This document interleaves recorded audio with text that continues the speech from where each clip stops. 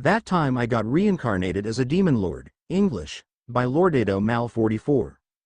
10. I need to relax. We continued our journey being pulled by the tigers, with Goblina and the Goblina riding a blade tiger at our side.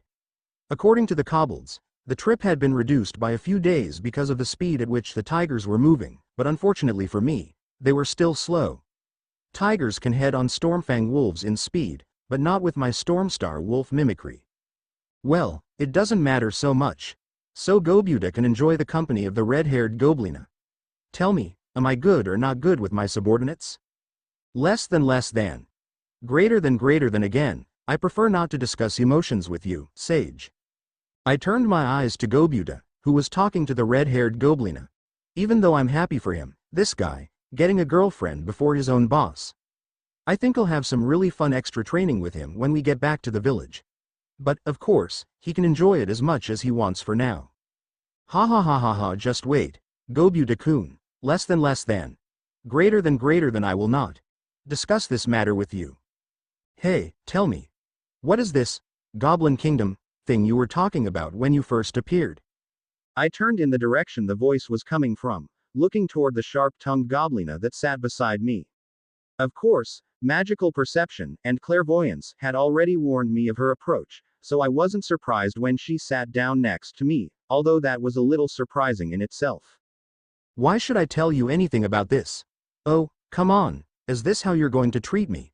She stared at me like she was offended for a few seconds before she seemed to just give up. Huh, that's why it's not possible to have a civil conversation with a wild slime like you. Wow. Say the damn thing that only offends everyone else every 5 words. Why, you humble slime. Don't you understand that idiots like you are too silly to be paid more? Fool. Thank me for putting me down to talk to someone like you. I know I don't have veins in this slime body of mine, but if I did, I'd have a big vein on my forehead pulsing right now. For a second, I really wanted to use my skills and finish off this Goblina, but the last thing I needed right now was for the other goblins to hate me. Furthermore, Sage. What is it I feel coming from her? Less than response. One of the factors of the unique skill, Unholy, allows the user to detect negative emotions that stain the soul of those close to the user. Greater than. Well, that explains a lot. So if I had to say what emotion she's feeling, I'd say it's... Hey, why do you want to know so much about the Goblin Kingdom I want to find? Oh, did the little one regret not telling the big me about it?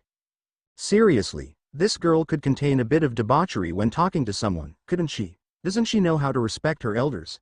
Well, I was just born a slime, but I'm a lot older than her if I count my years as a human. Okay. Well, at least we'd be the same age, I think. Well, if there's no reason for you to want to know, then I'll keep quiet. She and I stared at each other for a few seconds as if we were in a contest over who would blink first, and whoever blinked first would lose. Still, this was the wrong game for her to choose, and it's why. I don't have eyes. No blinking. Take that, you petulant little girl. Eternal face. Okay, you won, I'll say. I smiled a little smugly as she backed away, rubbing her eyes dry from keeping them open too long. That made her look at me a little annoyed, still rubbing her eyes, but my smile wouldn't have stopped there because of the way she was staring at me. That little childish moment between the two of us aside, the petulant Goblina hugged her knees as she smiled quietly, the feeling I felt coming from her getting more and more intense. Even though on the outside she was so calm, on the inside. Only the strong can dream. That single sentence seemed to carry more emotions than I could have imagined. I felt her remember something very sad inside her memories. And, whatever the reason, this person she thought of and that phrase seemed to be incredibly connected to each other. Deep sadness, which felt like an abyss, invaded my chest through Unholy, almost forcing me to sever the link between us, but I endured that feeling. I have to be able to bear these feelings. It is my duty as a man to bear at least that. When a weak creature dreams, the world shows it to be wrong. We weaklings have no right to dream. All we can do is strive every day to survive one more day. I felt the link grow even stronger. She wasn't connected to me by soul, but by the emotions and the sadness I was feeling coming from her. It was deep and frightening. If I were a normal person, with a body, I would already be crying because of all this sadness. Still, thanks to the slime's body, That sort of thing didn't show on me, and somehow the girl was totally serene inside and outside, as if nothing was happening to her. It's exactly why those who pretend to be heroes die. That I don't like weak people trying to pass themselves off as strong, thinking they can reach the stars. It's hard enough to live independently of the world you're in. I don't need anyone pretends to be a hero only to end up getting killed in front of me. Again. For a second, maybe it was her voice or her appearance, but I felt like I knew that Goblina from somewhere, but that impression only lasted a little while. Well, it's impossible to meet her since I've just been reincarnated in this world, unless I had met her in my previous world. Still, I think it's pretty impressive that a monster like her knows that there are other worlds. Is it common to this point for all people, even civilians, to know this kind of information? Well, if I ever find someone really strong enough to bring someone back from the dead, I'll be willing to follow that person, even if I have to sell my own soul. Until then, what I could do is stay strong on my own, trying to be strong enough so the world won't say no to me. Strong enough to reach for the stars. The Goblina stood up right after saying those words, turning her back on me and starting to walk away, and again, I felt like I knew her. It was only for a second, but that hip sway. Haven't I seen someone move like that? I'm sure that's Sawa. Less than warning. Rimuru Tempest individual is being targeted with strong killing intent. Greater than. My eyes shot up, leaving the petulant Goblina's still hips to see her face, which was staring at me with something that could no longer be called hate. If I didn't know that she is a Goblina, I would have said that an Oni had come from hell to seek my soul. Ahahaha. Thank you, Sage. At least now, if I die, I'll know why. A few more days passed and, well, I survived long enough to see the outer walls of Dwargon. Of course, the Goblina didn't speak to me even once after that event, one where she tried to slap me even though I'm resistant to physical harm. Well, it doesn't matter. What matters is that I survived and that I made it to Dwargon safely. Gobuta and I followed with the kobolds and the goblins' mercenaries, who carried the chariot as we had to leave the tigers behind so as not to scare the locals, and because of that our walking speed was very slow. Well, it's not so bad just walking around. Even so. Why did it have to be just the Goblina with the murderous gaze that had to be by my side? Even though I knew this was supposed to be impossible, I felt like I was sweating, like I was in a very hot place, something impossible for someone like me who has heat resistance. They say that a person's mind can sometimes play tricks, but I always thought that was a lie. Well, there's no more denying it, is there? Look, about the other day, I don't need your apologies. She looked annoyed, so I ducked my head a little. I wasn't sorry. I'd admired the beautiful view, but I'd been caught. I mean, what happened to me? In my old world I was a master at observing without getting caught, allowing me to admire all the types of girls I encountered. Still, the first thing that happened in this world was that I was caught in the middle of a peak and I don't even have eyes. Maybe she saw my sad state. She looked a little nervous as she scratched the side of her face. Maybe I exaggerated a bit too. It's just that you reminded me of a person I knew who had the same bad habit. Whenever he thought no one was watching, he would start spying, and that made him have a bad reputation among the girls. A real closeted pervert. Ugly, isn't it? If it's going to be perverted, then at least declare it openly. She stared at me with a slightly annoyed expression that I'd spoken, but then looked away. Well, I was a closeted pervert in the past, I can't deny it. I mean, how would I get the girlfriend of my dreams if she knew I was the kind of person who always took a peek when I could? At least in my old world that would be weird, don't you think? And now? Well, now I don't care. I mean, one of my plans is to form my own harem. Aren't there countries in this world that allow harems? No problem. I destroy them all and create a country where harems are legal things. Will they want revenge because I was a genius who created a country where I can have my own harem? No problem. Just destroy them once more. In the end, no one will stand between me and my harem, you see, world. Less than. Greater than that wasn't a sage, was it? I think I better shut up. If I remember correctly, you said you want work for someone strong enough to bring the dead back, correct? If I get that strong, you'd work for me, wouldn't you? I asked. It's not like I'm trying to deflect the weird feeling of the silence of the world or anything, it's just that I was bringing up the subject, you know. Of course I'm just making a point. Ha. You? Resurrect a dead person? Aren't you dreaming too high? Yes, an irritating person, there's no doubt about it. I keep asking myself, what would happen if I showed her my true, mimicked, form? What would her reaction be to my Stormstar Wolf form? Well, I wanted to know, but I don't want to change if there isn't a reason to fight. Besides, I don't want to fight her, I want her to kneel before me. What if I'm strong? I'm actually a lot stronger than you, you know. Haha. Don't think too much, slime. I'm a lot stronger than I look. We started to smile at each other, but it wasn't like our eyes actually smiled. What was really between us was some sort of implied combat between me and her, my silvery blue aura clashing with her greenish blue aura. Of course, I still had to contain my aura so she couldn't sense my full strength. While we had this kind of struggle, the other members of the group just watched us, probably not knowing what to do. Well, it doesn't matter much, I'll get what I want. So, how about we make a bet? If I prove that I'm stronger than you, you accept to be my subordinate. Ha! And what's in it for me? There's no point in working for a weak slime. Ho! So you're scared of how strong I can be? My secret technique, cheap provocation, proved to be quite effective. Her gaze filled with suppressed fury mixed with offense that soon turned into a haughty smile. Oh, it's good that arrogance is such an easy feeling to manipulate, isn't it? Okay, I accept your challenge, slime.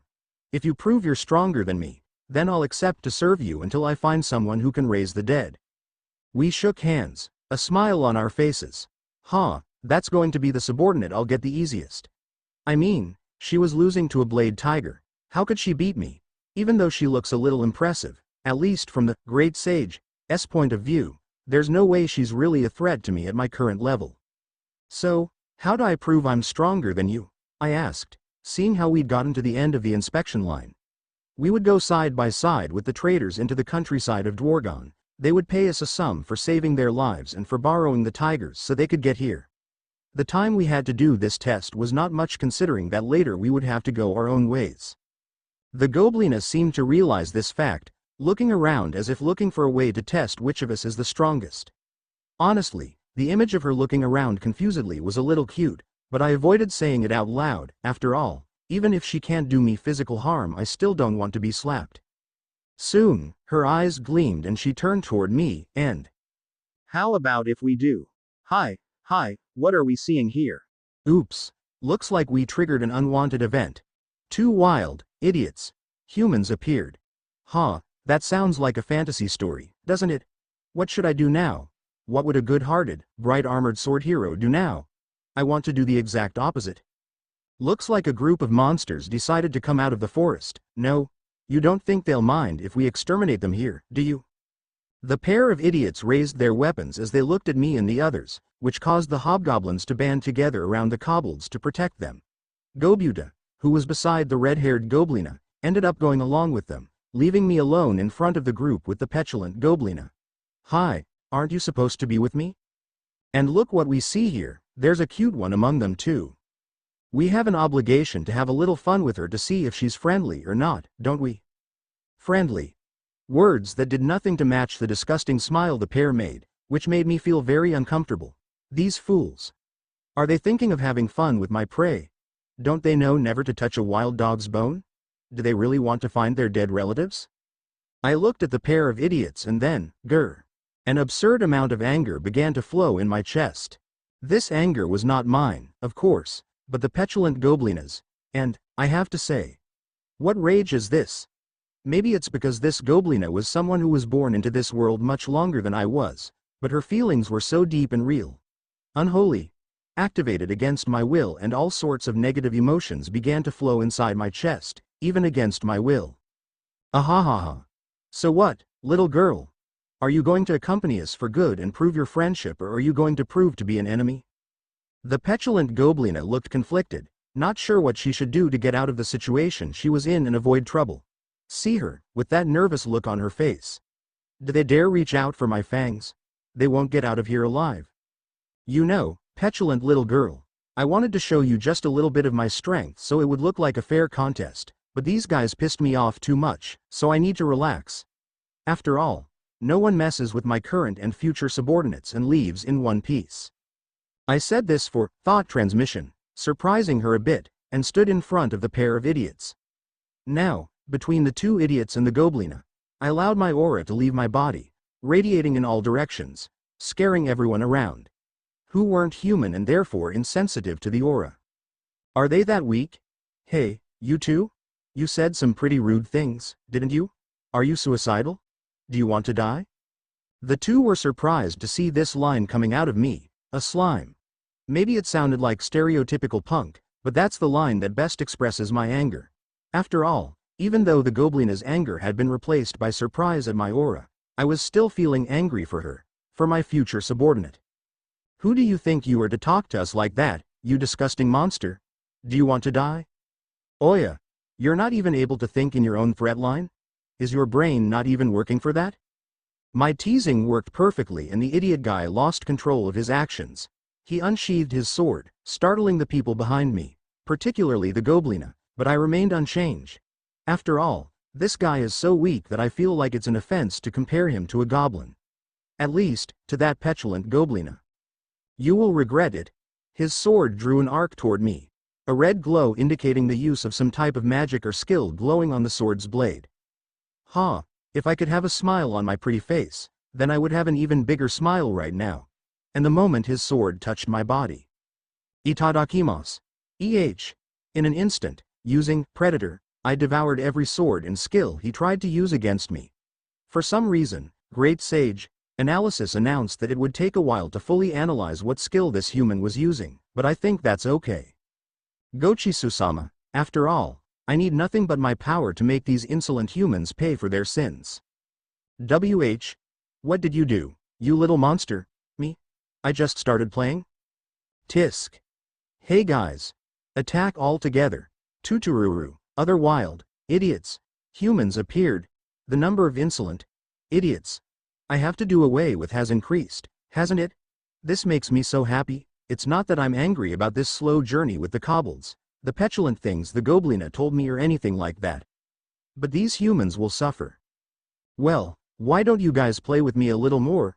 After all, My words were interrupted by the sea of magicals that left my body in the form of a large black mist slowly materializing another form. At that moment, not only the petulant Goblina or the insolent idiot humans, even those around the queue seemed to look my way with a touch of terror. I need to relax. The fear on everyone's faces was only natural. After all, I had mimicked my greatest form so far. A thick layer of fur covered my entire body. A pair of gigantic fangs protruding from my canines. The symbol of a star appeared on my head and it extended all over my body. Also, at the moment, I was 7 meters tall. Wait, isn't that bigger than my normal form? I should only be 5 meters, and this is very different from my wolf form. Less than confirmed. Individual Rimuru Tempest has just mimicked the higher form. Starstorm Wolf Fang. Greater than,